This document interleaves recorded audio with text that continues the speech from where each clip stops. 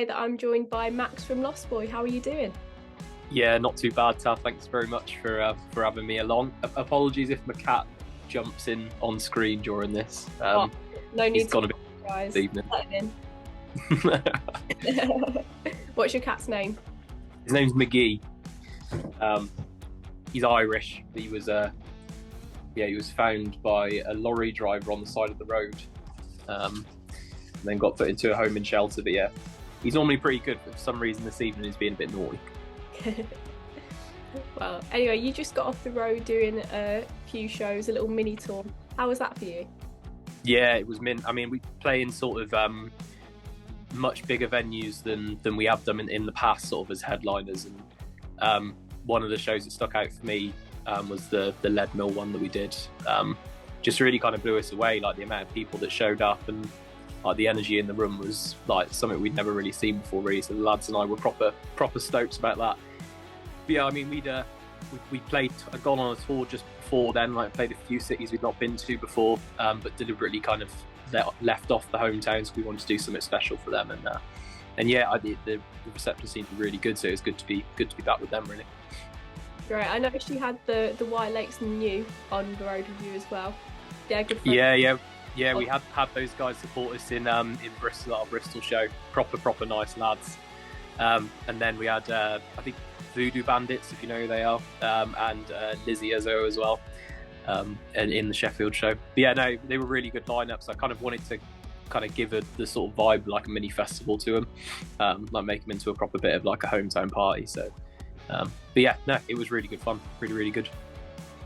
And I noticed as well, you gave 3 reasons as to why to listen to your new single, The Wake Up. Can you remember what the reasons are? Yeah, I think it was because, so me and the lads think that we're probably worth listening to. So I think that was reason number 1. Reason number 2 was because McGee's like, he doesn't intend to be the most expensive cat in the world, but I like to give him like the good food and the posh cat litter, which he chains through because he's a super hungry boy and also a pretty messy boy.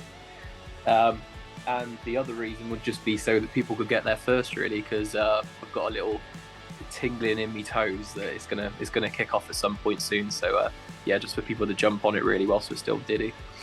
Yeah, you're gonna get the gatekeepers come along and they'll be like, I need them first. That's the one. Can you give me 3 more reasons really quickly as to why people should listen to your new song? Yeah, I mean, I think the meaning behind the tune, like, it's quite important kind of message, really, of that, like, it's obviously been a really difficult year for people of all ages and like financial backgrounds, but specifically like within the working classes, like the people around me. It's been hard seeing them be sort of more kind of strapped for cash and just like general kind of upset in the way that like things have been handled financially. I tend not to like venture into the political side of things too much in the past, but I think this song was kind of like, it was my way of like talking about the issue from the point of view of someone who doesn't necessarily understand it all that much, like kind of just giving the opinions of like a lay person who's just kind of experiencing the problem, really. But yeah, I think the message behind it's good. I think it's pretty catchy. I definitely enjoy playing it. Like, me and the lads have a right laugh when we play it live. And yeah, obviously, like, we put a lot of hard work into it. So if people can listen to it and take something away from it, make them feel something, make them feel a bit better about what's going on in a minute, then I think that'd be a good enough reason for them to have checked it out. I think there's some great reasons there. And I noticed as well, BBC Introducing have been singing your praises as well. How has that kind of had an effect on your career? Yeah, it's had a massive impact. I mean, like from the first time we kind of like moved ourselves up to Sheffield, so we kind of originated down south, having grown up in Bristol, and then the lads who play in the band with me went to uni up here, and yeah, Christian Carlisle, BBC Introducing Sheffield, kind of really grabbed hold of the music, and I think it kind of, his feedback and his like consistent feedback since then has really been like a driver in kind of, not that we like need the validation from someone in that position, but it's really nice to hear like that coming from someone who hears so much music, that they kind of really rate it. And I think it's really helped like mark like the career has been progressing, like hearing the way in which the feedback's like evolving, and sort of his growing interest in the band has been really cool, because I think it just goes to show that like we're doing something right to have kept him around and kept him on side. And then I mean, like, from that, then that relationship with him evolved into like a few Radio 1 plays, and hopefully got a few more of them in the pipeline. Keep grafting, but yeah, it all seems to be growing in the right direction, and BBC Introducing has always been a really good kind of measure of that, really.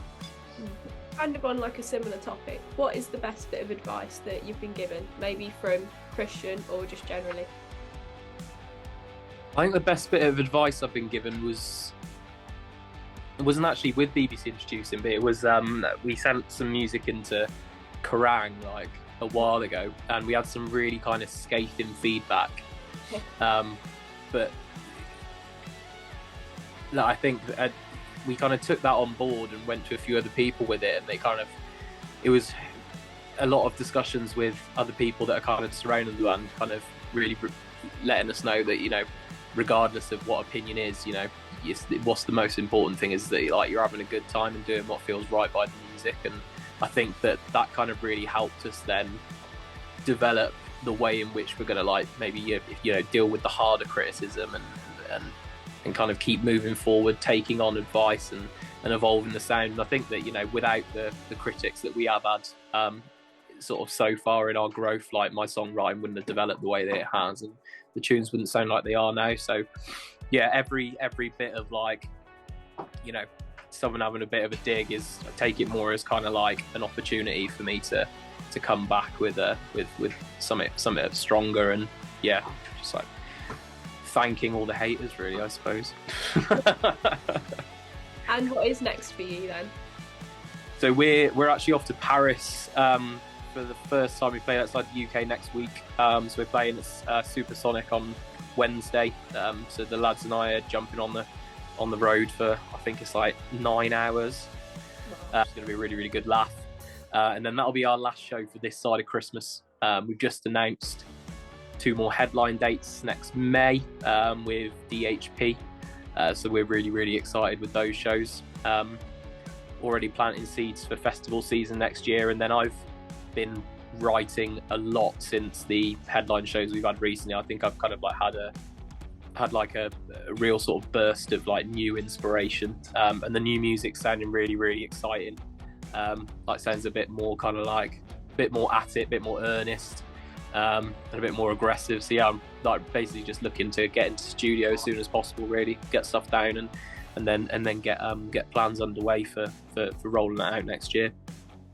What would you say your kind of sound is based off of then? Like what kind of artists have influenced you in music? It's quite an eclectic mix, really. I grew up like listening to a lot of rockabilly. My dad really like kind of like the old school kind of rockabilly guitar bands. Stray Cats like jumps to mind. But that kind of they play, the way they play guitar like tends to be quite kind of aggressive and like spanky. I think I found that kind of like that was what made me want to learn to play guitar anyway. And then in terms of the actual songwriting, it was bands coming through, kind of like the avenues of BBC Introducing, like bands like Catfish and the Bottlemen, who like kind of really ascended through the ranks of Introducing and just kind of showed that you could come from like absolutely nowhere and be absolutely nobody and still sort of craft your way in the industry.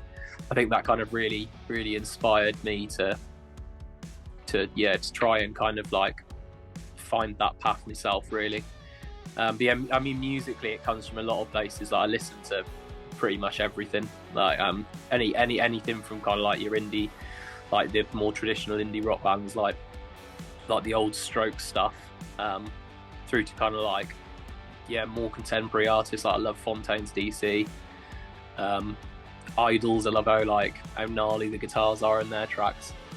Yeah, I think it's a big mix of artists, really. I couldn't probably pin it down to one thing, but I think that's kind of nice because I listen to our stuff and I sometimes wonder like which pot I'm picking, from in terms of the inspiration. Sometimes it's a bit difficult to pin it down, but I think for that reason they kind of end up sounding unique in their own way. So. That's an interesting mix there. Now that you've mentioned them, I can sort of like pick out the influences a bit of the Fontaine. Mm. Like that. I've got a quick fire round for you as well. Okay, so let's go. What's your favourite song of the year so far? Oh my goodness me. That is such a hard question.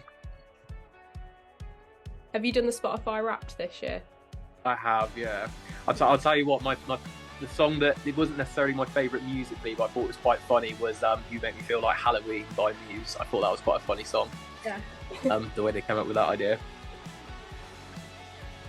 Yeah, we'll go for that one. What was the last gig that you went to? The last gig that I went to go see Swim Deep at the Foundry in Sheffield. Yeah. And that was proper class. Really nice guys as well. It's a good night. Yeah, I saw Swim Deep. They did Castle and Falcon on the last tour. I think this was like last week. So yeah. Your favourite Swim Deep song? Well, I really like Honey. Yeah. But I know that's everyone's answer to that one, I expect. So. What's your most embarrassing moment? Oh, I mean, the last time we played London, I managed to get my Doc Martens wedged between two of the speakers at the front of the stage and like ended up kind of rolling into like a knee dive on stage. I like tried to make it into a thing, but I'm pretty sure everybody noticed. That was pretty embarrassing. I mean, both shows on this last tour, my guitar straps come off. I don't know what's going on there. I've now had it nailed to my guitar, so they won't come off anymore. But to be honest, like I did those things. They just crack us up on stage. We have a bit of a laugh about them anyway, so it's not too bad. That sounds like the most like stereotypically indie embarrassing guitar moment ever. Doc Martens knee dive guitar. Yeah, it was shocking. I did the soles on those shoes are just way too big, so it's my own fault really. What is your karaoke song? My karaoke song is Bohemian Rhapsody by Queen. Oh, that's a good one. You got all the different bits in there. Do you go? It is a good one, yeah. Or something. It's more I love it for the fact that it goes from like these really like dramatic operatic sections to like that like proper like gnarly rock bit in the middle. It's just like it's also when I've had a few to drink, it's just a good laugh. Like trying to belt that one out, it's good fun. What are the best and worst parts about being a musician?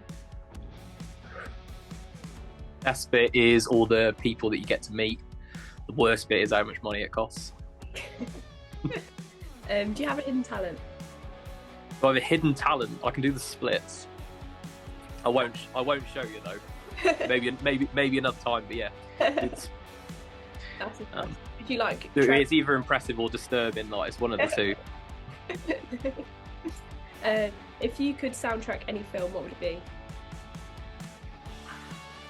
I'd love to re-soundtrack Trainspotting. Like if they did a modern one, I'd love to soundtrack that. I think that would be a laugh. It's quite a few though. I've always wanted to do kind of like a Spinal Tap-esque film, like about my band, but like proper take the mick out of it. Thought that would be a good laugh as well. And would you like to request a song for me to play on the show? Oh, yeah, I'll tell you what. Can you play Goonies by Bandit? Yeah, absolutely. And finally, what do you order from Greg's?